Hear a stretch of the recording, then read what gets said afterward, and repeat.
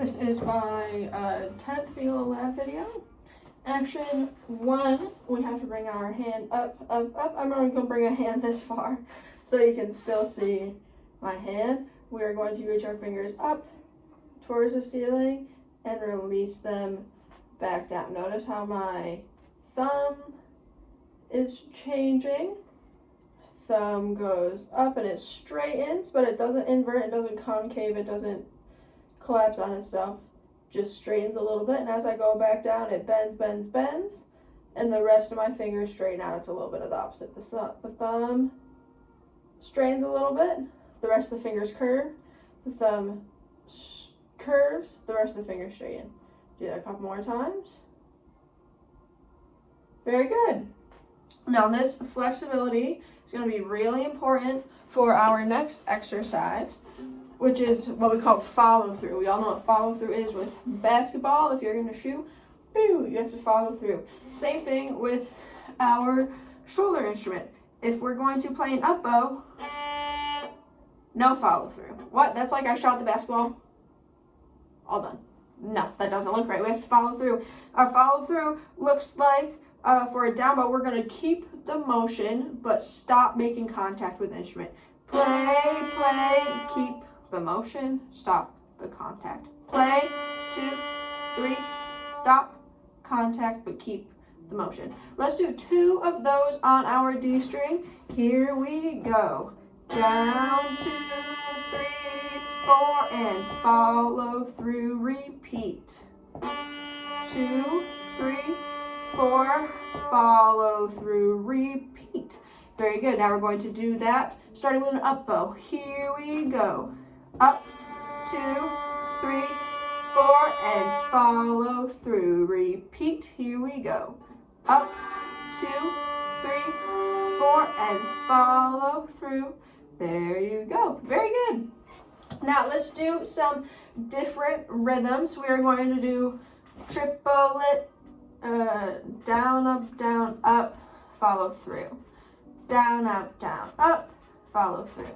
Let's do that twice on our D string. Here we go. Down, up, and follow through. Repeat.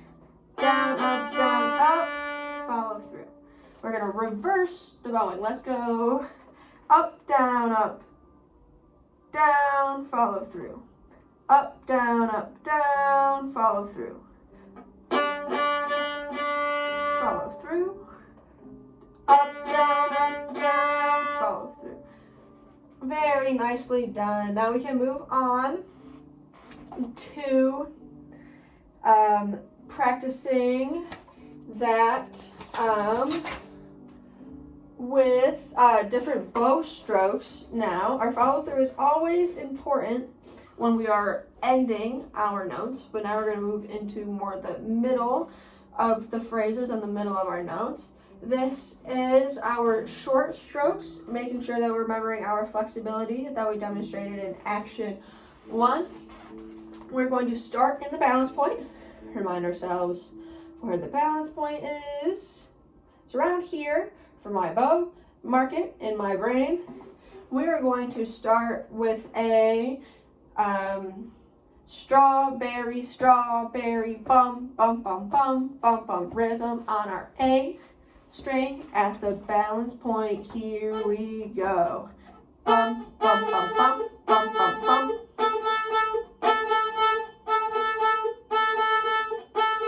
Very good. We're going to do that now backwards. We're going to go bum, bum, bum, bum, bum, bum on our D string. Here we go.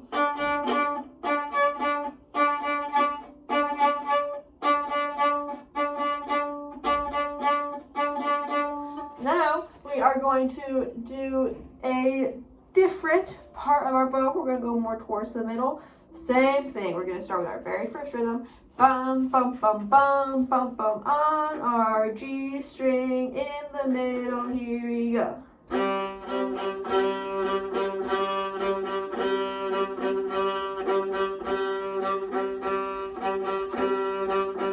Notice how your fingers become more involved as we go to the lower strings and we increase the height of our arm. Let's do our inverse rhythm, bum bum bum bum bum bum on our C string at the tip,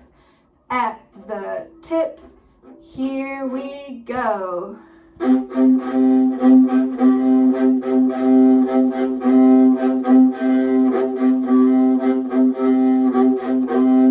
Very nicely done, everybody. Now, you might know or remember from our previous lessons, there's a concept of resistance when we are playing. The resistance is how much we push down with our pointer finger onto the string. To help demonstrate that, my left-hand teacher, is going to hold the bow for me. I am going to place a good bow hold, checking that my fingers on the stick, the ivory is covered by my middle two fingers, and my first finger is rested on the stick in between my first and my second knuckle. That's very important. We don't want the first finger to be here. We don't want it to be here. Resting between those first two knuckles. Now, I am going to press my student hand. My right hand is going to press and lean. Release. Press and lean. Release. Press and lean. When I release, everything rotates back just a little bit. Now, let's imagine that we're doing an up bow. Let's do an up bow imaginary style. Here we go. And up, 2, 3, and down, 2, 3, up, freeze. When I move to my up bow, it's as if I have an imaginary string attached to my wrist that leads everything this way. Let's watch again. Down, 2, 3, 4, up, imaginary string, pulling everything. I exaggerated for that last one. We're not going to let everything go, but that's essentially the motion that you want. Really loose. Now, try to keep our grip more central. Very good. Now, we are going to use that smooth motion, that smooth up and down motion for our string crossings. This is what we call a clockwise string crossing. If I turn myself this way, down, up is a clockwise string crossing. Down, up, down, up, down, up. If you were to draw a circle with my bow, it would be going in a clockwise direction.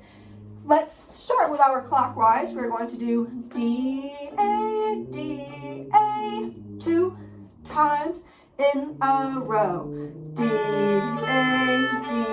A, again.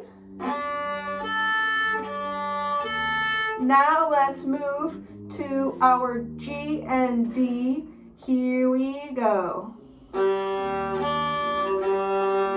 Again. Last time, C and G string. Here we go. Again. Very nicely done. Now, what is the opposite of clockwise? Counterclockwise, we have to go the opposite direction. We're going to go up, down. This time, let's just do our A string and our D string. Here we go. Up, down, up, down, up, down, up, down. Very good. Remembering to keep our flexibility, that pushing and pulling motion in our right hand.